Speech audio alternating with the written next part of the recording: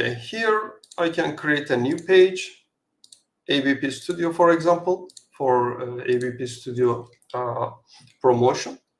For the content, I will just copy paste again.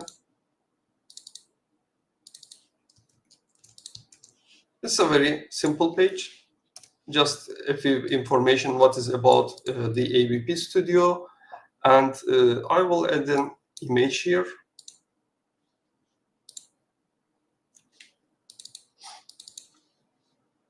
Okay. Then okay, I'm saving.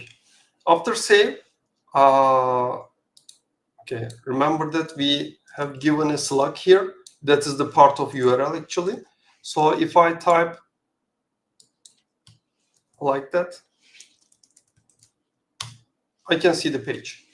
You see, this page is dynamically created based on the content I have published recently. However, it didn't come to menu because we didn't arrange anything about the menu. To do that, we can go to menus. Here, I can create menu items with, I can add to the root or some level of deep.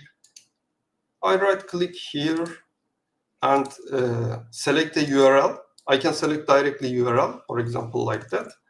Or I can select a page, ABP Studio here. For display name, I can give ABP Studio. I don't need to associate this to a permission so anyone can see it because this is a public website. That's all. After saving this, when I go to the application, now I can see that ASP NET 0 and ABP Studio has been added into the products menu. So in this way, I can create static pages, add this page to many URLs, menu items, and so on.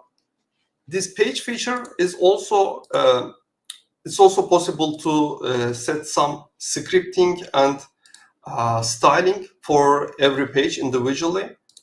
Let's go to the page and select the edit the ABP Studio page.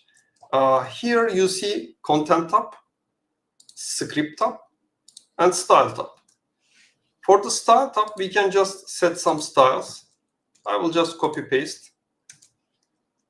I want to align the header to the center, make it bold and green.